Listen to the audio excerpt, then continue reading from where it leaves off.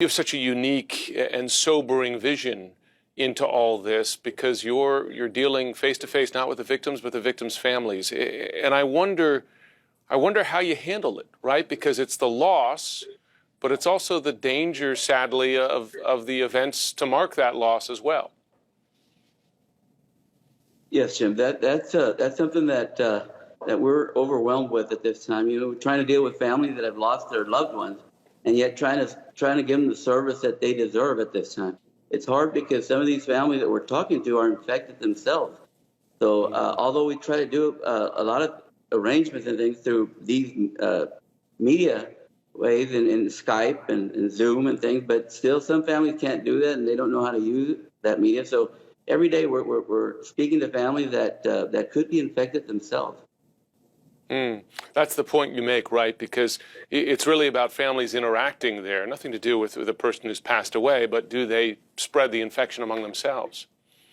Well, that's what I tell every family every day that I meet with them is I tell them, look, once the body has been prepared or embalmed, there's really no danger in the body spreading the virus. It's the loved ones, the families that come in to give their condolences to the families. That's where the danger is, and you get all sorts of people coming in at one time, and that's what really makes these families vulnerable to having this disease spread amongst the living, not actually the dead.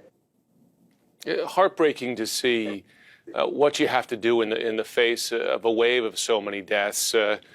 Getting a tractor trailer, and having lost family members myself, it is all about making these moments as personal as possible. Of course, so difficult when you have to take steps like this. Tell us how you handle that. Tell us how you handle families when they've already gone through loss, right? But they have to go through loss in the midst of this.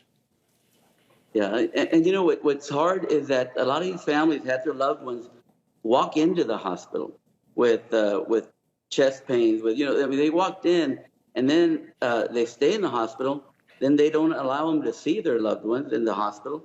Then they pass away, and then they're being told that they can't see them again, that they have to be cremated. Well, I'm trying my best to meet the family's needs and having them allowing them visitation with their loved ones, so at least they can have some sort of closure. It's important for them to be able to see them one final time and have some closure.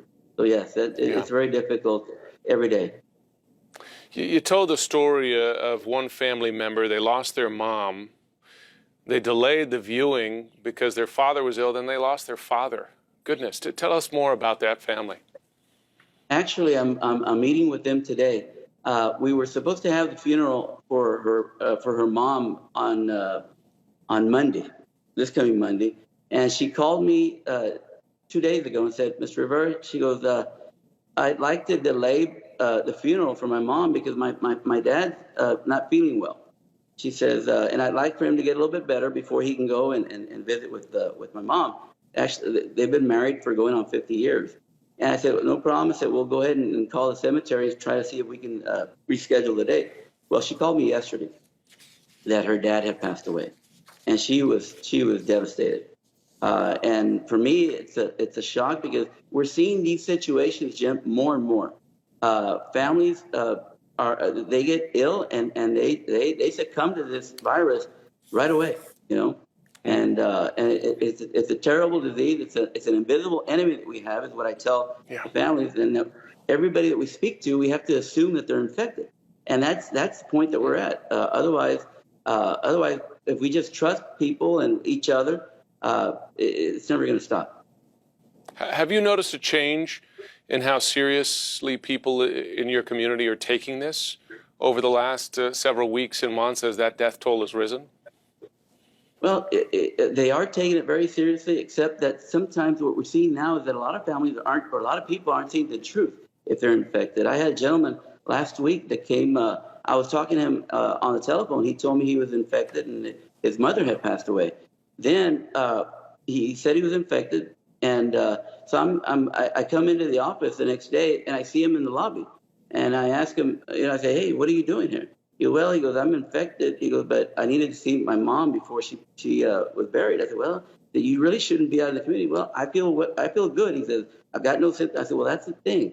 that you might feel good, but that you just might spread that virus to somebody who's very vulnerable, Yeah. and you're actually going to kill that person. You know, it's as easy as that. I mean, so people need to be more responsible, I believe, but they're not saying the truth, because if they say the truth, then they're confined to the house, and that's just not right. It's not helpful in any way.